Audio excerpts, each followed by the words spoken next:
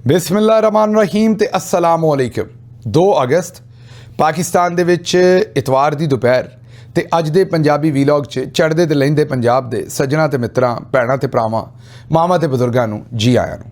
ਸਭ ਤੋਂ ਪਹਿਲੇ ਆਸਿਮ ਮੁਨੀਰਜ਼ ਡਿਫੈਕਟੋ ਫਾਰਮ 47 ਮਿਲਟਰੀ ਰਾਜ ਡੇ 246। ਹੁਣ ਚੱਲਨੇ ਅੱਜ ਦੀਆਂ ਗੂੜੀਆਂ ਨਿੱਘੀਆਂ ਤੇ ਸੰਘਣੀਆਂ ਖਬਰਾਂ ਵਾਲੇ ਪਾਸੇ। ਸਭ ਤੋਂ ਪਹਿਲੀ ਖਬਰ ਤੁਹਾਡੇ ਸਾਹਮਣੇ ਟਾਕੀ ਸ਼ਾਕੀ। ਤੁਸੀਂ ਸਾਰੇ ਚਾਹੁੰਦੇ ਹੋ ਵੀ ਤੁਹਾਨੂੰ ਕੋਈ ਨਾ ਕੋਈ ਫਾਰਮੂਲਾ ਇਹੋ ਜਿਹਾ ਦਸੀਏ ਵੀ ਉਹ ਤੁਸੀਂ ਰਾਤੋਂ ਰਾਤ ਕਾਮਯਾਬ ਹੋ ਜਾਓ, ਜਾਂ ਮੇਰਾ ਮਤਲਬ ਹੈ ਕਿ ਤੁਸੀਂ ਇੰਨੀ ਕੁ ਤਰੱਕੀ ਕਰੋ ਵੀ ਦੁਨੀਆ ਸਾਰੀ ਰਸ਼ ਕਰੇ। ਤੇ ਸਾਡੇ ਹੱਥ ਇੱਕ ਕੁਲੀਆ ਲੱਗਾ ਸੀ ਕਿ ਤੁਹਾਨੂੰ ਦੱਸ ਛੱਡੀਏ। ਜੇਦਾ ਜੀ ਵੀ ਤੁਹਾਨੂੰ ਨੁਸਖੇ ਦੱਸਦੇ ਨੇ, ਕੁਲੀਏ ਦੱਸਦੇ ਨੇ, ਸਾਡੇ ਹੱਥ ਵੀ ਇੱਕ ਸ਼ੈ ਲੱਗੀ ਸੀ, ਅਸੀਂ ਕਿਹਾ ਤੁਹਾਨੂੰ ਦਸੀਏ ਵੀ ਕਿਹੜਾ ਤਰੀਕਾ ਇਸਤੇਮਾਲ ਕਰੋ ਤੇ ਤੁਸੀਂ ਉੱਤੇ ਜਾ ਸਕਦੇ ਹੋ। ਉੱਤੇ ਦਾ ਮਤਲਬ ਮੈਂ ਰੱਬ ਕੋ ਜਾਣ ਦੀ ਗੱਲ ਨਹੀਂ ਕਰਦਾ, ਉਹ ਤਾਂ ਸਾਰਿਆਂ ਨੇ ਜਾਣਾ ਹੈ। ਮੇਰੇ ਕਹਿਣ ਦਾ ਮਤਲਬ ਹੈ ਵੀ ਤਰੱਕੀਆਂ ਬਹੁਤੀਆਂ ਕਰ ਸਕਦੇ ਹੋ। ਅੱਛਾ, ਇੱਕ ਕੁਲੀਆ ਤਾਂ ਤੁਹਾਨੂੰ ਪਤਾ ਹੈ ਵੀ ਜੇ ਤੁਸੀਂ ਨਾਲਾਇਕ ਹੋਵੋ, ਮੈਟ੍ਰਿਕ FA ਵਗੈਰਾ ਬੂਟੀ ਸ਼ੂਟੀ ਲਾ ਕੇ ਪਾਸ ਕਰੋ, ਉਸ ਤੋਂ ਬਾਅਦ ਤੁਸੀਂ ਮੈਡੀਕਲ ਕਾਲਜ ਤੁਹਾਡਾ ਦਾਖਲਾ ਨਾ ਹੋਵੇ, ਸਿਫਾਰਿਸ਼ ਨਾ ਕਰਾਓ ਔਰ ਇੱਧਰ ਉੱਧਰ ਕਰਾ ਕੇ ਮੈਡੀਕਲ ਕਾਲਜ 'ਚੋਂ ਕੱਢੇ ਜਾਓ, ਤੇ ਫਿਰ ਤੁਹਾਡਾ ਚਾਂਸ ਸ਼ਦੀਦ ਬਣ ਜਾਂਦਾ ਹੈ ਕਿ ਤੁਸੀਂ ਚੀਫ ਮਿਨਿਸਟਰ ਬਣ ਸਕਦੇ ਹੋ। ਇਹ ਤਾਂ ਕੁਲੀਆ ਪਤਾ ਸੀ। ਲੇਕਿਨ ਇਹ ਜ਼ਰਾ ਵੀਡੀਓ ਵੇਖੋ, ਜ਼ਰਾ ਮਰੀਮ ਔਰੰਗਜ਼ੇਬ ਸਾਹਿਬਾ ਨੂੰ ਟਾਕੀ ਸ਼ਾਕੀ ਮਾਰਦਿਆਂ ਵੇਖੋ। ਇਹ ਟਾਕੀ ਇਸ ਲਈ ਮਾਰ ਰਹੇ ਨੇ ਕਿ ਇੱਥੇ ਆ ਕੇ ਮਰੀਮ ਨਵਾਜ਼ ਸਾਹਿਬਾ ਨੇ ਖਲੋਣਾ ਹੈ, ਔਰ ਇਹਨਾਂ ਨੂੰ ਫਿਕਰ ਇਹ ਹੈ ਕਿ ਇੱਥੇ ਕੋਈ, ਮੇਰਾ ਮਤਲਬ ਹੈ ਕਿ ਪਾਣੀ ਸ਼ਾਣੀ ਨਾ ਹੋਵੇ ਦੇ ਉੱਤੇ, ਬਾਰਿਸ਼ ਪਈ ਹੋਣੀ ਹੈ ਨਾ, ਜਾਂ ਕੋਈ ਗੰਦ ਛੰਦ ਨਾ ਲੱਗਾ ਹੋਵੇ। ਤੇ ਉਹ ਵੇਖੋ ਕਿੱਡੀ ਰੀਝ ਨਾਲ ਮਰੀਮ ਔਰੰਗਜ਼ੇਬ ਸਾਹਿਬਾ ਟਾਕੀ ਸ਼ਾਕੀ ਮਾਰ ਰਹੇ ਨੇ ਇਹਦੇ 'ਤੇ ਕਿ ਮਰੀਮ ਸਾਹਿਬਾ ਆ ਕੇ ਖਲੋਣ ਤੇ ਬਿਲਕੁਲ ਹਰ ਸ਼ੈ ਸਾਫ਼ ਹੋਵੇ। ਹੁਣ ਤੁਹਾਨੂੰ ਪਤਾ ਲੱਗਾ ਜੇ ਕਿ ਨੂਨ ਲੀਗ ਦੇ ਵਿੱਚ ਵਜ਼ਾਰਤ ਲੈਣ ਦਾ ਅਸਲ ਮੈਰਿਟ ਤੇ ਤਰੀਕਾ ਵਾਰਦਾਤ ਕੀ ਹੈ। ਔਰ ਟਾਕੀ ਮਾਰਦਿਆਂ ਵੇਖੋ ਕਿ ਮਰੀਮ ਔਰੰਗਜ਼ੇਬ ਮਾਸ਼ਾਅੱਲਾ ਕਿੱਡੀ ਸੋਹਣੀ ਟਾਕੀ ਮਾਰ ਰਹੀ ਹੈ, ਜਿੱਥੋਂ ਤੁਹਾਨੂੰ ਇਹ ਪਤਾ ਲੱਗੇਗਾ ਕਿ ਇਹਨਾਂ ਦੀ ਅਸਲ ਮਹਾਰਤ ਕਿਹੜੇ ਕੰਮ 'ਚ ਹੈ। ਬਸ ਇਹ ਟਾਕੀ ਮਾਰ ਕੇ ਹੀ ਇਹ ਲੁੱਟ ਲੈਂਦੇ ਨੇ ਤੇ ਟਾਕੀ ਮਾਰ ਕੇ ਹੀ ਇਹਨਾਂ ਨੇ ਕੰਮ ਪਾ ਛੱਡਿਆ। ਤੇ ਇਹ ਜਿਹੜੀ ਹੁਣ ਕਾਕੀ ਕਹਿ ਲਓ ਜਾਂ ਟਾਕੀ ਵਾਲੀ ਕਾਕੀ ਕਹਿ ਲਓ, ਮਤਲਬ ਬਾਜੀ ਕਹਿ ਲਓ, ਇਹ ਜਿਹੜੀ ਹੈ, ਇਹ ਤੁਸੀਂ ਵੇਖ ਲਓ ਕਿ ਇਹਦਾ ਜਿਹੜਾ ਗਰੂਰ ਹੈ, ਇਹਦੀ ਜਿਹੜੀ ਆਕੜ ਹੈ, ਪੰਜਾਬ ਤੋਂ ਸਾਨੂੰ ਲੋਕ ਦੱਸਦੇ ਨੇ, ਉਹ ਆਂਦੇ ਨੇ ਵੀ ਮਰੀਮ ਨਵਾਜ਼ ਤੋਂ ਵੀ 4 ਗੁਣਾ ਬਹੁਤੀ ਹੈ। ਲੇਕਿਨ ਉੱਥੇ ਵੇਖ ਲਓ ਕਿ ਇੱਕ ਮੁਲਾਜ਼ਮਾਂ ਦੇ ਤੌਰ ਦੇ ਉੱਤੇ ਐਕਟ ਕਰਨਾ ਹੈ ਵੀ ਉਹਦੇ ਆਉਣ ਤੋਂ ਪਹਿਲਾਂ ਦਬਾ ਕੇ ਜ਼ਰਾ ਟਾਕੀ ਮਾਰ ਰਹੇ ਨੇ ਕਿ ਮਰੀਮ ਸਾਹਿਬਾ ਨੂੰ ਕੋਈ ਸ਼ੈ ਕਿਤੇ ਬੁਰੀ ਨਾ ਲੱਗ ਜਾਏ। ਇਹ ਆਗਾਜ਼ ਸੀ, ਅਸੀਂ ਕਿਹਾ ਤੁਹਾਨੂੰ ਦਸੀਏ। ਅੱਛਾ, ਦੂਸਰੀ ਖਬਰ ਜਿਹੜੀ ਤੁਹਾਡੇ ਸਾਹਮਣੇ ਰੱਖਣੀ ਹੈ ਉਹ ਇਹ ਹੈ ਕਿ ਨੂਨ ਲੀਗ ਨੇ ਸਕੂਲਾਂ ਦੀ, ਮਹਿਕਮਾ ਤਾਲੀਮ ਦੀਆਂ ਔਰ ਸਿਹਤ ਦੀਆਂ ਮੁਖਤਲਿਫ ਨੌਕਰੀਆਂ ਜਿਹੜੀਆਂ ਨੇ ਉਹ ਖ਼ਤਮ ਕਰ ਛੱਡੀਆਂ। ਕਿਉਂ? ਕਿ ਸਾਡੇ ਕੋਲ ਤਨਖਾਹ ਦੇਣ ਦੇ ਪੈਸੇ ਨਹੀਂ। ਇੱਕ ਪਾਸੇ ਆਂਦੇ ਨੇ ਪੰਜਾਬ ਤਰੱਕੀਆਂ ਕਰ ਰਿਹਾ, ਪੰਜਾਬ ਉੱਤੇ ਜਾ ਰਿਹਾ। ਹੁਣ ਪਤਾ ਨਹੀਂ ਕਿੰਨਾ ਕੁ ਉੱਤੇ ਜਾਣਾ ਪੰਜਾਬ ਨੇ। ਪੰਜਾਬ ਵੈਸੇ ਅੱਜ ਕੱਲ੍ਹ ਉੱਤੇ ਬਹਿੰਦਾ ਜ਼ਿਆਦਾ ਦੂਜਿਆਂ ਨਾਲੋਂ, ਬਾਕੀ ਸਾਰੇ ਥੱਲੇ ਹੀ ਰਹਿੰਦੇ ਨੇ। ਮਤਲਬ ਤਰੱਕੀ ਚਾਹੁੰਦੇ ਨੇ, ਪੰਜਾਬ ਉੱਤੇ ਜਾ ਰਿਹਾ ਬੜਾ। ਦੂਜੇ ਪਾਸੇ ਆਂਦੇ ਨੇ ਵੀ ਸਾਨੂੰ ਨੌਕਰੀਆਂ ਘੱਟ ਕਰਨੀਆਂ ਪੈਣੀਆਂ ਨੇ, ਸਾਡੇ ਕੋਲ ਤਨਖਾਹ ਦੇਣ ਦੇ ਪੈਸੇ ਨਹੀਂ। ਸਮਝ ਗਏ ਹੋ ਨਾ। ਹੁਣ ਇਸ ਸਾਰੀ ਸੂਰਤ ਹਾਲ ਦੇ ਵਿੱਚ ਸਾਨੂੰ ਜਿਹੜਾ ਮਸਲਾ ਲੱਗ ਰਿਹਾ ਇਸ ਵੇਲੇ ਜਾਂ ਮੁਸੀਬਤ ਪੈ ਰਹੀ ਉਹ ਇਹ ਹੈ ਕਿ ਮਰੀਮ ਸਾਹਿਬਾ ਨੇ 101 ਤਹਿਸੀਲਾਂ ਦੇ ਵਿੱਚ 101 ਅਸਿਸਟੈਂਟ ਕਮਿਸ਼ਨਰਸ ਜਿਹੜੇ ਨੇ ਉਹ ਨਵੇਂ ਭੇਜੇ ਨੇ, ਮਤਲਬ ਮਜ਼ੀਦ ਸੀਟਾਂ ਕ੍ਰੀਏਟ ਕੀਤੀਆਂ ਨੇ। ਇਹ ਅਸੀਂ ਨਹੀਂ ਇਕੱਲੇ, ਨੂਨ ਲੀਗ ਵਾਲੇ ਵੀ ਕਹਿੰਦੇ ਨੇ ਗੱਲ। ਉਹ ਆਂਦੇ ਨੇ ਕਿ ਇਹ ਅਫਸਰਸ਼ਾਹੀ ਜਿਹੜੀ ਵਧਾਈ ਹੈ, ਨਾਲ ਉਹਨਾਂ ਦਾ ਅਮਲਾ ਵੀ ਵਧੇਗਾ ਕਾਫੀ ਸਾਰਾ। 101 ਸੀਟਾਂ ਦੇ ਅਫਸਰਾਂ ਦੀਆਂ ਨੇ, ਨਾਲ ਵੀਗੋ ਡਾਲੇ ਵੀ ਦੇਣੇ ਪੈਣਗੇ ਉਹਨਾਂ ਨੂੰ। ਤੇ ਇਹ ਜਿਹੜਾ ਇੰਨਾ ਖਰਚਾ ਹੈ, ਇਹਦੀ ਬਜਾਏ ਜਿਹੜੇ ਵਿਚਾਰੇ ਨੌਕਰੀਆਂ ਤੋਂ ਕੱਢੇ ਨੇ ਐਜੂਕੇਸ਼ਨ ਡਿਪਾਰਟਮੈਂਟ 'ਚੋਂ ਤੇ ਹੈਲਥ 'ਚੋਂ, ਉਹਨਾਂ ਕੋਲ ਹੀ ਨੌਕਰੀ ਨਾ ਰਹਿਣ ਦਿੰਦੇ। ਮਤਲਬ ਤੁਸੀਂ ਤੇ ਆਂਦੇ ਤੁਹਾਡੇ ਕੋਲ ਪੈਸੇ ਨਹੀਂ, ਤੇ ਫਿਰ ਨਵੀਆਂ ਸੀਟਾਂ ਕਿੱਥੋਂ ਕ੍ਰੀਏਟ ਕਰ ਦਿੱਤੀਆਂ ਨੇ। ਅੱਗੇ ਚਲੀਏ ਜੀ। ਮੀਆਂ ਨਵਾਜ਼ ਸ਼ਰੀਫ ਨੇ तमाम ਮਾਮਲਾਤ ਆਪਣੇ ਹੱਥ 'ਚ ਲੈਣ ਦਾ ਫੈਸਲਾ ਕਰ ਲਿਆ ਹੈ। ਅਜ਼ਹਰ ਜਾਵੇਦ ਸਾਹਿਬ ਨੇ ਆਪਣੇ ਆਪ ਨੂੰ ਸਾਫੀ ਕਹਿੰਦੇ ਨੇ ਵੀ ਸ਼ਕਲੋਂ ਬੜੇ ਮਕਰੂਜ ਹੈ ਨੇ, ਉੱਥੇ ਮੇਰਾ ਮਤਲਬ ਹੈ ਮਜ਼ਾਕ ਨਾਲ ਹੀ ਕਹਿ ਰਹੇ ਹਾਂ, ਲੰਦਨ ਦੇ ਵਿੱਚ ਰਹਿੰਦੇ ਨੇ ਤੇ ਨਵਾਜ਼ ਸ਼ਰੀਫ ਸਾਹਿਬ ਦੇ ਲਾਗੇ ਫਿਰਦੇ ਫੁਰਦੇ ਰਹਿੰਦੇ ਨੇ। ਪਹਿਲਾਂ ਨਵਾਜ਼ ਸ਼ਰੀਫ ਸਾਹਿਬ ਦੇ ਜ਼ਿਆਦਾ ਮਾਮਲਾਤ ਇਹਨਾਂ ਦੇ ਹੱਥ 'ਚ ਸਨ। ਹੁਣ ਇਹਨਾਂ ਨੇ ਖਬਰ ਦਿੱਤੀ ਹੈ ਵੀ ਨਵਾਜ਼ ਸ਼ਰੀਫ ਸਾਹਿਬ ਨੇ ਆਪਣੇ ਮਾਮਲਾਤ ਆਪਣੇ ਹੱਥ 'ਚ ਲੈਣ ਦਾ ਫੈਸਲਾ ਕੀਤਾ ਹੈ। ਬਸ ਦੁਆ ਕਰੋ ਨਵਾਜ਼ ਸ਼ਰੀਫ ਸਾਹਿਬ ਵਾਸਤੇ ਵੀ ਤੇ ਉਹਨਾਂ ਦੇ ਮਾਮਲਾਤ ਵਾਸਤੇ ਵੀ ਕਿ ਕੋਈ ਹੋਰ ਨਾ ਨਵਾਜ਼ ਸ਼ਰੀਫ ਸਾਹਿਬ ਦੇ ਮਾਮਲਾਤ ਨੂੰ ਹੱਥ 'ਚ ਲੈ ਲੈ। ਤੇ ਇਸ ਲਈ ਪਹਿਲਾਂ ਤਾਂ ਮੈਂ ਦੱਸਿਆ ਵੀ ਅਜ਼ਹਰ ਜਾਵੇਦ ਸਾਹਿਬ ਵੀ ਨਾਲ ਰਹਿੰਦੇ ਨੇ, ਉਹੀ ਉਹਨਾਂ ਦੇ ਮਾਮਲਾਤ ਜ਼ਿਆਦਾ ਹੱਥ 'ਚ ਰੱਖਦੇ ਨੇ। ਤੇ ਹੁਣ ਅਜ਼ਹਰ ਜਾਵੇਦ ਸਾਹਿਬ ਛੱਡ ਦੇਣਗੇ ਉਸ ਕੰਮ ਨੂੰ ਤੇ ਮੀਆਂ ਸਾਹਿਬ ਮਾਮਲਾਤ ਨੂੰ ਹੱਥ 'ਚ ਲੈ ਲੈਣਗੇ। ਇਹ ਸਾਰਾ ਅਸਲ ਦੇ ਵਿੱਚ ਉਹ ਮੋਹਸਿਨ ਨਕਵੀ ਸਾਹਿਬ ਦਾ ਜਿਹੜਾ ਬਿਆਨ ਹੈ ਤੇ ਇੱਧਰ ਉੱਧਰ ਉਹਨਾਂ ਗੱਲਾਂ ਦੇ ਉੱਤੇ ਸਾਰੀਆਂ ਗੱਲਾਂ ਬਾਤਾਂ ਹੋ ਰਹੀਆਂ ਨੇ। ਵੇਖਦੇ ਕਿਸ ਪਾਸੇ ਨੂੰ ਕੰਮ ਚੱਲਦਾ ਹੈ। ਲੇਕਿਨ ਇਹ ਇਸ ਵੇਲੇ ਕੜਮਾਸੇ ਇਹਨਾਂ ਦਾ ਆਪਸ 'ਚ ਪਿਆ। ਇਹ ਨੂਰਾ ਕੁਸ਼ਤੀ ਵੀ ਹੋ ਸਕਦੀ ਹੈ, ਚਾਂਸਸ ਉਹਦੇ ਕਾਫੀ ਨੇ। ਨੂਰਾ ਕੁਸ਼ਤੀ ਇਸ ਲਈ ਕਿ ਕਸ਼ਮੀਰ ਵਾਲੇ ਮਾਮਲੇ ਤੋਂ ਜ਼ਰਾ ਥੋੜ੍ਹਾ ਜਿਹਾ ਲੋਕਾਂ ਦਾ ਧਿਆਨ ਹਟਾਉਣ ਨੂੰ ਵਟਾਉਣ ਨੂੰ ਨੂਰਾ ਕੁਸ਼ਤੀ ਕਰ ਦਿਓ ਤੇ ਫਿਰ ਕੰਮ ਇੱਧਰਲੇ ਪਾਸੇ ਨੂੰ ਸ਼ੁਰੂ ਕਰ ਦਿਓ। ਮੋਹਸਿਨ ਨਕਵੀ ਸ਼ਹਿਬਾਜ਼ ਸ਼ਰੀਫ ਦੀ ਜਿੰਨੀ ਤਾਬੇਦਾਰੀ ਕਰਦਾ ਹੈ ਉਨੀ ਤੇ ਅਸੀਂ ਵੀ ਨਹੀਂ ਕਰ ਸਕਦੇ। ਉਹ ਸਾਡੇ ਤੋਂ ਵੀ 2 ਕਦਮ ਅੱਗੇ ਨਿਕਲ ਜਾਂਦਾ ਹੈ। ਇਹ ਆਖਣਾ ਹੈ ਜਨਾਬ ਰਾਣਾ ਸਨਾਉल्ला ਸਾਹਿਬ ਦਾ, ਬੱਲੇ ਹੋ ਸ਼ੇਰ ਬੱਗੇ ਹੋ। ਮੋਹਸਿਨ ਨਕਵੀ ਜਿਹੜੇ ਨੇ ਉਹ ਸਾਲਾ ਸਾਹਿਬ ਨੇ ਜਾਂ ਬਹੁਤ ਹੀ ਕਰੀਬੀ ਤਾਲਕ ਹੈ ਉਹਨਾਂ ਦਾ ਫੀਲਡ ਮਾਰਸ਼ਲ ਸੈਯਦ ਆਸਿਮ ਮੁਨੀਰ ਤਮਗਾ ਇਮਤਿਆਜ਼ ਮਿਲਟਰੀ। ਮੈਨੂੰ ਇਹ ਗੱਲ ਦੱਸੋ, ਉਹਨਾਂ ਨੂੰ ਸ਼ਹਿਬਾਜ਼ ਸ਼ਰੀਫ ਸਾਹਿਬ ਦੀ ਏਡੀ ਤਾਬੇਦਾਰੀ ਕਰਨ ਦੀ ਕੀ ਲੋੜ ਹੈ? ਅਸੀਂ ਜਿੰਨੀਆਂ ਵੀ ਮੀਟਿੰਗਸ ਵੇਖੀਆਂ ਨੇ ਉੱਤੇ ਤੇ ਸ਼ਹਿਬਾਜ਼ ਸ਼ਰੀਫ ਸਾਹਿਬ ਕੁੰਗੜੇ ਬੈਠੇ ਹੁੰਦੇ ਨੇ, ਮੋਹਸਿਨ ਨਕਵੀ ਸਾਹਿਬ ਚੌੜੇ ਹੋ ਕੇ ਬੈਠੇ ਹੁੰਦੇ ਨੇ। ਇਹ ਹੁਣ ਨੂਨ ਲੀਗ ਵਾਲੇ ਬਸ ਆਪਣੀਆਂ ਤਸੱਲੀਆਂ ਦਿੰਦੇ ਨੇ। ਉਹ ਪਿੰਡਾਂ ਵਾਲੇ ਬੰਦੇ ਗੱਲ ਸਮਝਦੇ ਨੇ ਵੀ ਸਾਡਾ ਬਾਬਾ ਉੱਤੇ ਹੈ ਤੇ ਇਹ ਬਸ ਨੂਨ ਲੀਗ ਵਾਲੇ ਬਸ ਹੁਣ ਬਾਕੀ ਜੋ ਵੀ ਇਹਨਾਂ ਨਾਲ ਹੋਣਾ ਸੀ ਹੋ ਗਿਆ, ਅੱਗੋਂ ਵੀ ਇਹਨਾਂ ਨਾਲ ਜੋ ਕੁਝ ਹੋਣਾ ਹੈ ਉਹ ਹੋਣਾ ਹੀ ਹੋਣਾ ਹੈ। ਇਹ ਬਸ ਹੁਣ ਮੈਨੂੰ ਔਰ ਤੁਹਾਨੂੰ ਇਹ ਦੱਸ ਰਹੇ ਨੇ ਵੀ ਭਾਈ ਜੋ ਵੀ ਤੁਸੀਂ ਕਹਿਣਾ ਕਹਿ ਲਓ, ਲੇਕਿਨ ਸਾਡਾ ਬਾਬਾ ਜਿਹੜਾ ਹੈ ਨਾ ਉਹ ਉੱਤੇ ਹੈ ਇਸ ਮਾਮਲੇ 'ਚ। ਮਤਲਬ ਸਾਡੇ ਬਾਬੇ ਦੀ ਬਹੁਤੀ ਚੜ੍ਹਾਈ ਹੈ। ਅੱਗੇ ਚੱਲਨੇ ਜੀ। ਮਲੀਹਾ ਲੋਧੀ ਸਾਹਿਬਾ ਕਹਿੰਦੀਆਂ ਨੇ ਕਿ ਜਦੋਂ ਤੁਸੀਂ ਮੁਲਕ ਚਲਾ ਨਹੀਂ ਸਕਦੇ ਤੇ ਫਿਰ ਕਸੂਰ ਨਿਜ਼ਾਮ ਦਾ ਕਿਉਂ ਕੱਢਦੇ ਹੋ? ਅਗਰ ਤੁਸੀਂ ਮਤਲਬ ਮੁਖਲਸ ਹੋ ਮੁਲਕ ਦੇ ਨਾਲ ਔਰ ਤੁਸੀਂ ਕਹਿੰਦੇ ਹੋ ਵੀ ਤੁਹਾਡੇ ਹਕੂਮਤ ਦੇ ਦੌਰਾਨ ਨਿਜ਼ਾਮ ਕਲੈਪਸ ਕਰ ਗਿਆ ਹੈ ਤੇ ਫਿਰ ਹਕੂਮਤ ਛੱਡ ਦਿਓ, ਕਸੂਰ ਤੁਹਾਡਾ ਹੈ। ਨਿਜ਼ਾਮ ਤੇ ਕਸੂਰ ਨਾ ਪਾਓ। ਜੇ ਤੁਸੀਂ ਆਪ ਨਾਕਾਮ ਹੋ ਗਏ ਜੇ ਤੇ ਫਿਰ ਪਾਸੇ ਤੇ ਹੋ ਜਾਓ। ਫਿਰ ਨਿਜ਼ਾਮ ਨੂੰ ਭੈੜਾ ਕਿਉਂ ਕਹਿੰਦੇ ਜੇ? ਆਪਣੇ ਆਪ ਦੇ ਬਾਰੇ ਵੀ ਸੋਚ ਲਓ ਔਰ ਪਾਸੇ ਹੋ ਜਾਓ ਇਸ ਸਾਰੇ ਕੰਮ ਤੋਂ। ਹੁਣ ਇਹ ਤੇ ਉਹਨਾਂ ਨੂੰ ਵੀ ਖੈਰ ਮਲੀਆ ਸਾਹਿਬਾਂ ਨੂੰ ਵੀ ਪਤਾ ਵੀ ਇਹ ਕੰਮ ਤੇ ਕਦੇ ਨਹੀਂ ਹੋਣਾ। ਅੱਛਾ ਜੀ, ਅਗਲੀ ਖਬਰ ਲੈ ਲਓ। 4 ਦਸੰਬਰ ਨੂੰ ਇਹ ਜਿਹੜੇ ਨਿਜ਼ਾਮ ਕੋਲੈਪਸ ਕਰਾਉਣ ਵਾਲੇ ਜਿੰਨੇ ਵੀ ਨੁਮਾਇੰਦੇ ਨੇ ਨਾ ਇਹਨਾਂ ਦੇ ਵਜ਼ੀਰ ਸ਼ਜ਼ੀਰ, ਇਹਨਾਂ ਨੇ ਇੱਕ ਪ੍ਰੈਸ ਕਾਨਫਰੰਸ ਕੀਤੀ ਸੀ। ਉਹਦੇ 'ਚ ਇਹਨਾਂ ਨੇ ਐਲਾਨ ਕੀਤਾ ਸੀ 4 ਦਸੰਬਰ ਨੂੰ ਕਿ ਇਮਰਾਨ ਖਾਨ ਦੀਆਂ ਹੁਣ ਅਸੀਂ ਮੁਲਾਕਾਤਾਂ ਬੰਦ ਕਰਨ ਲੱਗੇ। ਕੋਈ ਮਾਈ ਦਾ ਲਾਲ ਮੁਲਾਕਾਤਾਂ ਖਲਵਾ ਕੇ ਵਿਖਾਏ। ਇਸ ਪ੍ਰੈਸ ਕਾਨਫਰੰਸ ਨੂੰ ਹੁਣ 8 ਮਹੀਨੇ ਹੋ ਗਏ ਨੇ। ਕਿੰਨੇ? 8 ਮਹੀਨੇ। ਇਮਰਾਨ ਖਾਨ ਦੀਆਂ ਮੁਲਾਕਾਤਾਂ ਇਹਨਾਂ 8 ਮਹੀਨਿਆਂ ਤੋਂ ਬੰਦ ਨੇ। ਉਹ ਕੈਦ ਤਨਹਾਈ ਦਾ ਸ਼ਿਕਾਰ ਨੇ। ਉਹਨਾਂ ਦੇ तमाम ਜਿਹੜੇ ਹਕੂਕ ਪਾਕਿਸਤਾਨ ਦੇ ਆਈਨ ਕਾਨੂੰਨ ਦੇ ਮੁਤਾਬਕ ਉਹਨਾਂ ਦੇ ਹੈ ਨੇ ਉਹ तमाम ਸਲਬ ਕਰ ਲਏ ਗਏ ਨੇ।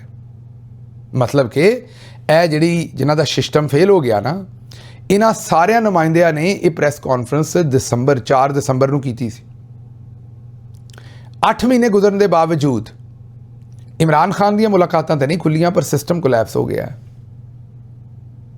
ਇਹਨਾਂ ਨੂੰ ਡੁੱਬ ਕੇ ਮਰ ਜਾਣਾ ਚਾਹੀਦਾ ਹੈ ਕਿ ਇਮਰਾਨ ਖਾਨ ਦੇ ਨਾਂ ਲੈਣ ਤੇ ਪਾਬੰਦੀ, ਉਹਦੀ ਤਸਵੀਰ ਚਲਾਉਣ ਤੇ ਪਾਬੰਦੀ, ਉਸ ਦੇ ਬਾਵਜੂਦ ਇਹਨਾਂ ਦੇ ਕੋਲੋਂ ਸਿਸਟਮ ਨਹੀਂ ਚੱਲਿਆ ਔਰ ਸਿਸਟਮ ਕੋਲੈਪਸ ਹੋ ਗਿਆ ਕਿਉਂਕਿ ਇਹ ਇਸੇ ਹੀ ਕਾਬਲ ਸਨ। ਇਸ ਤੋਂ ਬਿਹਤਰ ਇਹਨਾਂ ਦੇ ਕੋਲੋਂ ਹੋਰ ਕੁਝ ਤਵੱਕੋ ਕੀਤੀ ਨਹੀਂ ਸੀ ਜਾ ਸਕਦੀ। ਅੱਛਾ ਜੀ, ਨਵਾਜ਼ ਲੀਗ ਦੇ MNA ਇਕਬਾਲ ਚੰਨੜ ਸਾਹਿਬ ਅੱਲਾ ਨੂੰ ਪਿਆਰੇ ਹੋ ਗਏ। ਅੱਲਾ ਮੀਆਂ ਉਹਨਾਂ ਦੇ ਦਰਜਾਤ ਬੁਲੰਦ ਕਰੇ। ਮਰਹੂਮ ਜਿਹੜੇ ਨੇ ਫਾਰਮ 47 ਤੇ ਜਿੱਤੇ ਸਨ, ਵੈਸੇ ਹਾਰ ਗਏ ਸਨ ਤੇ ਬਹੁਤ ਹੀ ਜ਼ਿਆਦਾ ਧਾਂਦਲੀ ਨਾਲ ਜਿੱਤੇ ਸਨ। ਮੇਰਾ ਖਿਆਲ ਇਹ ਵੀ ਹਿਸਾਬ ਹੋਣਾ ਹੀ ਹੈ ਉਹਨਾਂ ਦਾ, ਜ਼ਾਹਿਰ ਹੈ ਜਦੋਂ ਜਾਣਗੇ ਅੱਗੇ, ਕਿਉਂਕਿ ਜਾਲੀ ਵੋਟਾਂ 'ਤੇ ਜਿੱਤ ਕੇ MNA ਬਣੇ ਰਹੇ, ਤਨਖਾਹ ਵੀ ਜ਼ਾਹਿਰ ਹੈ ਲੈਂਦੇ ਰਹੇ ਤੇ ਲੋਕਾਂ ਦਾ ਮੈਂਡੇਟ ਚੋਰੀ ਦਾ ਉਹਨਾਂ ਨੂੰ ਵੀ ਦਿੱਤਾ ਗਿਆ ਸੀ ਕਰਕੇ। ਬਹਰਹਾਲ ਹੁਣ ਤੇ ਉਹ ਵਫਾਤ ਪਾ ਗਏ ਨੇ ਤੇ ਹੁਣ ਗਾਂ ਕੀ ਗੱਲ ਕਰੀਏ, ਲੇਕਿਨ ਇਹ ਵੀ ਇੱਕ ਖਬਰ ਸੀ। ਅੱਛਾ, ਅਗਲੀ ਖਬਰ ਜ਼ਰਾ ਵੇਖੋ। ਕਸ਼ਮੀਰ ਦੇ ਵਿੱਚ ਜਿਹੜੇ ਬੱਚੇ ਦੇ ਕੋਲੋਂ ਨਵਾਜ਼ ਸ਼ਰੀਫ ਦੇ ਨਾਅਰੇ ਪੈਸੇ ਦੇ ਕੇ ਲਵਾਏ ਸਨ, ਮੇਰੇ ਖਿਆਲ ਤਾਰਕ ਫਜ਼ਲ ਚੌਧਰੀ ਸਾਹਿਬ ਨੇ ਉਹਨੂੰ ਪੈਸੇ ਦਿੱਤੇ ਸਨ ਬੱਚੇ ਨੂੰ, ਉਹ ਵੀਡੀਓ ਵੀ ਆਈ ਸੀ ਸਾਹਮਣੇ।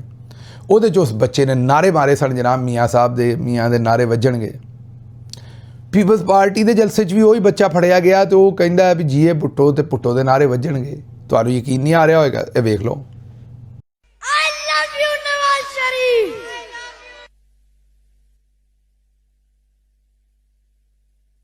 अभी तो रुको, क्लाइमैक्स अभी बाकी है। ये क्या हुआ? गोलमाल है भाई, सब गोलमाल है। ਵੇਖ ਲਿਆ ਜੀ, ਇਹ ਬੱਚਾ ਮੈਨੂੰ ਲੱਗਦਾ ਵੱਡਾ ਹੋ ਕੇ ਫਜ਼ਲ ਰਹਿਮਾਨ ਬਣੇਗਾ। ਦੋਵਾਂ ਪਾਸੇ ਖੇਡ ਜਾਂਦਾ ਹੈ ਇਹ ਬੱਚਾ ਜਿਹੜਾ ਹੈ, ਇਹ ਵੱਡਾ ਹੋ ਕੇ ਯਕੀਨੀ ਤੌਰ ਤੇ ਫਜ਼ਲ ਰਹਿਮਾਨ ਬਣੇਗਾ ਕਿਉਂਕਿ ਦੋਵਾਂ ਪਾਸੇ ਖੇਡ ਜਾਂਦਾ ਔਰ ਬੜੀ ਖੂਬਸੂਰਤੀ ਨਾਲ ਖੇਡ ਰਿਹਾ ਹੈ। ਇਹਨੇ ਮੈਨੂੰ ਲੱਗਦਾ ਜੇਬਾਂ ਵੀ ਦੋ ਹੀ ਲਵਾਈਆਂ ਨੇ, ਇੱਕ ਜੇਬ 'ਚ ਨੂਨ ਵਾਲਿਆਂ ਕੋਲ ਪੈਸੇ ਪਵਾਈ ਜਾਂਦਾ ਤੇ ਦੂਜੇ ਪਾਸੇ ਦੂਸਰਿਆਂ ਕੋਲੋਂ ਪੈਸੇ ਪਵਾਈ ਜਾਂਦਾ। ਮੁਲਕ ਦੇ ਵਿੱਚ ਬਰਾਏ ਰਾਸਤ ਸਰਮਾਇਆਕਾਰੀ ਦੇ ਵਿੱਚ 33.9% ਮੀਨ 34% ਕਮੀ ਹੋ ਗਈ ਹੈ। ਇਹ ਥੋੜੀ ਕਮੀ ਨਹੀਂ ਹੈ, 34% ਕਮੀ ਹੈ ਗੈਰ ਮੁਲਕੀ ਬਰਾਏ ਰਾਸਤ ਸਰਮਾਇਆਕਾਰੀ 'ਚ। ਫੀਲਡ ਮਾਰਸ਼ਲ ਨੇ ਸਾਨੂੰ ਕੀ ਕਿਹਾ ਸੀ, ਸਾਲ ਦੇ ਦਿਓ ਮੈਂ ਮਈਸ਼ਤ ਜਿਹੜੀ ਉਹ ਠੀਕ ਕਰ ਦਿਆਂਗਾ। ਐ ਪਈ ਜੇ ਮਈਸ਼ਤ, ਹੁਣ ਆਉਂਦੇ ਨੇ ਸਿਸਟਮ ਫੇਲ ਹੋ ਗਿਆ। ਅੱਛਾ ਜੀ, ਅਗਲੀ ਖਬਰ ਲੈ ਲਓ। ਸਾਬਕ ਵਜ਼ੀਰ ਆਜ਼ਮ ਨਵਾਜ਼ ਸ਼ਰੀਫ ਨੇ ਲਾਹੌਰ, ਇਹ ਦੋ ਤਿੰਨ ਦਿਨ ਪੁਰਾਣੀ ਖਬਰ ਹੈ ਲੇਕਿਨ ਖਬਰ ਆਮ ਹੈ, ਲਾਹੌਰ ਦੇ ਵਿੱਚ ਜਿਹੜਾ ਪੁਰਾਣਾ ਕਲਚਰ ਸਕਾਫਤ ਉਹਨੂੰ ਜਿਹੜਾ ਜ਼ਰਾ ਥੋੜ੍ਹਾ ਜਿਹਾ ਰਿਸਟੋਰ ਕਰਨਾ ਨਾ, ਉਹਦੀ ਇੱਕ ਕਮੇਟੀ ਬਣਾਈ ਹੈ ਤੇ ਉਸ ਕਮੇਟੀ ਦਾ ਚੇਅਰਮੈਨ ਮੀਆਂ ਨਵਾਜ਼ ਸ਼ਰੀਫ ਸਾਹਿਬ ਨੂੰ ਬਣਾ ਦਿੱਤਾ ਹੈ। ਸ਼ੁਕਰ ਕਰੋ ਕਿਤੇ ਵਾਸਾ ਦੀ ਗਟਰ ਸਾਫ਼ ਕਰਨ ਵਾਲੀ ਕੋਈ ਕਮੇਟੀ ਨਹੀਂ ਬਣਾਈ ਤੇ ਉਹਦਾ ਚੇਅਰਮੈਨ ਮੀਆਂ ਸਾਹਿਬ ਨੂੰ ਨਹੀਂ ਬਣਾ ਦਿੱਤਾ, ਕਿਉਂਕਿ ਮੀਆਂ ਸਾਹਿਬ ਅੱਜ ਕੱਲ੍ਹ ਲੱਭਦੇ ਫਿਰਦੇ ਨੇ ਕਿ ਮੈਂ ਵਿਹਲਾ ਫਿਰ ਰਿਹਾ, ਮੈਨੂੰ ਕਿਸੇ ਕੰਮ ਤੇ ਲਾ ਦਿਓ, ਮੈਨੂੰ ਮਤਲਬ ਕੋਈ ਕੰਮ ਦੇ ਦਿਓ, ਮੈਂ ਜਿਹੜੀ ਸ਼ੈ ਵੀ ਇਹ ਕਰ ਦੇਣ ਉਹਨਾਂ ਨੂੰ ਉਹ ਕਰਕੇ ਤੇ ਲੈਣ ਨੂੰ ਤਿਆਰ ਨੇ। ਮਤਲਬ ਜਿਹੜੀ ਸ਼ੈ ਵੀ ਉਹਨਾਂ ਨੂੰ ਕਿਸੇ ਵੀ ਕਮੇਟੀ ਦਾ ਚੇਅਰਮੈਨ ਲਾ ਦੇਣ, ਕੋਈ ਸ਼ੈ ਵੀ ਕਰ ਦੇਣ, ਮੀਆਂ ਸਾਹਿਬ ਇਨਕਾਰ ਨਹੀਂ ਕਰਦੇ, ਉਹ ਜਿਹੜੀ ਸ਼ੈ ਉਹਨਾਂ ਨੂੰ ਦੇ ਦਿਓ ਉਹ ਲੈ ਲੈਂਦੇ ਨੇ। ਤੇ ਮੀਆਂ ਸਾਹਿਬ ਦੇ ਉੱਤੇ 3 ਵਾਰੀ ਵਜ਼ੀਰ ਆਜ਼ਮ ਰਹੇ ਨੇ, ਜਿਹੋ ਜਿਹੇ ਵੀ ਰਹੇ ਨੇ, ਇਹੋ ਜਿਹੇ ਹਾਲਾਤ ਉਹਨਾਂ ਦੇ ਆਪਣੇ ਘਰੋਂ ਹੋਏ ਨੇ। ਉਹਨਾਂ ਦੀ ਆਪਣੀ ਧੀ ਨੂੰ ਜਿਹੜਾ ਸ਼ੌਕ ਹੈ ਵਜ਼ੀਰ ਆਜ਼ਮ ਬਣਨ ਦਾ, ਕੱਲ੍ਹ ਨੂੰ ਅੱਜ ਵਜ਼ੀਰ ਆਲਾ ਬਣੀ ਬੈਠੀ ਹੈ ਫਾਰਮ 47 ਤੇ, ਇਹਨਾਂ ਸ਼ੌਕਾਂ ਦੇ ਵਿੱਚ ਅੱਬਾ ਜੀ ਦੀ ਸਿਆਸਤ ਨੂੰ ਵੀ ਤੇ ਅੱਬਾ ਜੀ ਨੂੰ ਵੀ ਉਹਨਾਂ ਨੇ ਰਗੜ ਕੇ ਰੱਖ ਦਿੱਤਾ। ਅਗਲੀ ਖਬਰ ਜੀ, ਸੈਨੇਟਰ ਮੁਸ਼ਤਾਕ ਅਹਿਮਦ 10 ਸਾਥੀਆਂ ਸਮੇਤ ਇਸਲਾਮਾਬਾਦ ਤੋਂ ਗ੍ਰਿਫਤਾਰ ਕਰ ਲਿਆ। ਕਸੂਰ ਉਹਨਾਂ ਦਾ ਕੀ ਸੀ?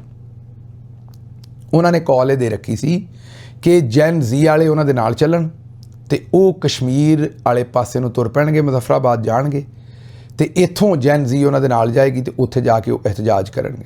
ਇਸ ਤੋਂ ਪਹਿਲਾਂ ਕਿ ਉਹ ਕੁਝ ਕਰਦੇ, ਉਹਨਾਂ ਨੂੰ ਵਕਤ ਤੋਂ ਪਹਿਲੇ ਹੀ ਉਹਨਾਂ ਨੂੰ ਗ੍ਰਿਫਤਾਰ ਕਰ ਲਿਆ ਗਿਆ, ਨਾਲ 10 ਲੋਕਾਂ ਨੂੰ ਵੀ ਗ੍ਰਿਫਤਾਰ ਕੀਤਾ ਗਿਆ। ਹਜੇ ਕੱਲ੍ਹ ਹੀ ਸਾਨੂੰ DGISPR ਸਾਹਿਬ ਦੱਸਦੇ ਸਨ ਕਿ ਪਾਕਿਸਤਾਨ ਦੇ ਨੌਜਵਾਨ ਬੜੇ ਬਾਸ਼ਊਰ ਨੇ, ਲੇਕਿਨ ਉਹਨਾਂ ਦੇ ਸ਼ਊਰ ਤੋਂ ਇਹਨਾਂ ਨੂੰ ਡਰ ਬੜਾ ਲੱਗਦਾ ਹੈ। DGISPR ਸਾਹਿਬ ਜਿਹੜੇ ਟਵੀਟ ਕਰਦੇ ਨੇ ਉਹਨਾਂ ਦੇ ਵਿੱਚ ਵੀ ਕਮੈਂਟਸ ਨਹੀਂ ਖੋਲ੍ਹਦੇ, ਹਾਲਾਂਕਿ ਟਵਿੱਟਰ ਦੇ ਉੱਤੇ ਜ਼ਿਆਦਾ ਯੂਥ ਹੀ ਹੈ ਜਿਹੜੀ ਕਮੈਂਟ ਕਰਦੀ ਹੈ। ਔਰ DGISPR ਸਾਹਿਬ ਕਹਿੰਦੇ ਨੇ ਵੀ ਮੈਂ ਡਿਫਰੈਂਟ ਯੂਨੀਵਰਸਿਟੀਆਂ ਜਾਣਾ ਹੈ, ਕਾਲਜਿਸ ਦੇ ਵਿੱਚ ਜਾਣਾ ਹੈ, ਉੱਥੇ ਸਟੂਡੈਂਟ ਮੇਰੇ ਕੋਲ ਡਾਇਰੈਕਟ ਸਵਾਲ ਪੁੱਛਦੇ ਨੇ। ਏਡੀ ਦੂਰ ਜੋ ਜਾਂਦੇ ਜੇ ਸਵਾਲਾਂ ਦੇ ਜਵਾਬ ਦੇਣੇ, ਇਹ ਜ਼ਰਾ ਟਵਿੱਟਰ ਦੇ ਉੱਤੇ ਕਮੈਂਟਸ ਖੋਲ੍ਹ ਦਿਓ, ਲੋਕੀ ਡਾਇਰੈਕਟ ਤੁਹਾਡੇ ਕੋਲੋਂ ਸਵਾਲ ਪੁੱਛ ਲੈਣ। ਲੋਕੀ ਤੁਹਾਨੂੰ ਦੁੱਧ ਦਾ ਦੁੱਧ ਤੇ ਪਾਣੀ ਦਾ ਪਾਣੀ ਉੱਥੇ ਕਰ ਦੇਣਗੇ ਫੌਰੀ ਤੌਰ ਤੇ। ਬਹਰਹਾਲ ਜੀ, ਸੈਨੇਟਰ ਮੁਸ਼ਤਾਕ ਸਾਹਿਬ ਨੂੰ ਜਿਸ ਵੇਲੇ ਉਹ ਕੋਈ ਇhtਜਾਜ ਕਰਨ ਦੀ ਕੋਸ਼ਿਸ਼ ਕਰਦੇ ਨੇ, ਉਸੇ ਵੇਲੇ ਉਹਨਾਂ ਨੂੰ ਫੜ ਕੇ ਅੰਦਰ ਦੇ ਦਿੰਦੇ ਨੇ। ਅੱਗੋਂ ਇੱਕ ਹੋਰ ਭੈੜੀ ਖਬਰ ਹੈ, ਤਹਿਰੀਕ-ਏ-ਤਾਲਿਬਾਨ ਪਾਕਿਸਤਾਨ ਨੇ ਜ਼ਿਲ੍ਹਾ ਹੰਗੂ ਦੇ ਵਿੱਚ 2 ਪੁਲਿਸ ਅਹਿਲਕਾਰ ਕਬਾਇਲੀ ਅਮਾਇਦੀਨ ਦੇ ਸਪੁਰਦ ਕਰ ਦਿੱਤੇ, ਲੇਕਿਨ ਸਪੁਰਦ ਇਸ ਸ਼ਰਤ 'ਤੇ ਕੀਤੇ ਕਿ ਪੁਲਿਸ ਵਾਲੇ ਜਿਹੜੇ ਨੇ ਇਸ ਤੋਂ ਬਾਅਦ ਪੁਲਿਸ ਦੀ ਨੌਕਰੀ ਨਹੀਂ ਕਰਨਗੇ, ਮੀਨ ਪਾਕਿਸਤਾਨ ਦੀ ਸਰਕਾਰ ਨਾਲ ਕੋਈ ਕੰਮ ਨਹੀਂ ਕਰਨਗੇ। ਇਹ ਆਪਣਾ ਪ੍ਰਾਈਵੇਟ ਕੰਮ ਕਰਨ, ਜਿਹੜਾ ਵੀ ਕਰਨਾ ਹੈ, ਨੌਕਰੀ ਇਹ ਛੱਡ ਦੇਣਗੇ। ਅਗਰ ਇਹ ਨੌਕਰੀ ਕਰਨਗੇ ਤਾਂ ਫਿਰ ਅਮਾਇਦੀਨ ਜ਼ਿੰਮੇਦਾਰ ਹੋਣਗੇ। ਇਹ ਅੱਜ ਤੋਂ ਬਾਅਦ ਇਹਨਾਂ ਦੀ ਜਾਨ ਬਖਸ਼ੀ ਕਰਨੇ, ਲੇਕਿਨ ਹੁਣ ਇਹ ਨੌਕਰੀ ਪੁਲਿਸ ਦੀ ਨਹੀਂ ਕਰਨਗੇ। ਜਦੋਂ ਰਿਆਸਤ ਇੱਥੋਂ ਤੱਕ ਪਹੁੰਚ ਜਾਏ ਤੇ ਫਿਰ ਆਪ ਸੋਚੋ ਕਿ ਉਸ ਤੋਂ ਬਾਅਦ ਵੀ ਅਗਰ DGISPR ਕਹਿੰਦੇ ਨੇ ਮੁੱਠੀ ਭਰ ਦਹਿਸ਼ਤਗਰਦ, 1500 ਦਹਿਸ਼ਤਗਰਦ, ਇੰਨੇ ਦਹਿਸ਼ਤਗਰਦ, ਫਿਰ ਹਕੀਕਤ ਇਹ ਨਹੀਂ ਹੈ। ਉਹਨਾਂ ਨੇ ਫੀ ਪੁਲਿਸ ਅਹਿਲਕਾਰ ਨੂੰ 10,000 ਦਾ ਖਰਚਾ ਵੀ ਦਿੱਤਾ। ਪੁਲਿਸ ਅਹਿਲਕਾਰ ਤਾਲਿਬਾਨ ਦੇ ਨਾਲ ਗਲੇ ਮਿਲਦੇ ਰਹੇ, ਮਾਫੀ ਮੰਗਦੇ ਰਹੇ। ਆਇੰਦਾ ਨੌਕਰੀ ਨਾ ਕਰਨ ਦੀ ਜ਼ਮਾਨਤ ਵੀ ਲਈ ਗਈ ਔਰ 3 ਦਿਨ ਤੱਕ ਉਹ ਉਹਨਾਂ ਦੇ ਕੋਲ ਰਹੇ। DSP ਸਮੇਤ 17 ਅਹਿਲਕਾਰ ਉੱਥੇ ਮਾਰ ਦਿੱਤੇ ਗਏ ਸੀ, 31 ਜ਼ਖਮੀ ਸਨ, 22 ਅਹਿਲਕਾਰ ਔਰ ਅਸਲਹਾ ਔਰ ਸਾਰੀ ਚੀਜ਼ਾਂ ਉੱਥੋਂ ਅਗਵਾ ਕਰਕੇ ਨਾਲ ਲੈ ਗਏ ਸਨ।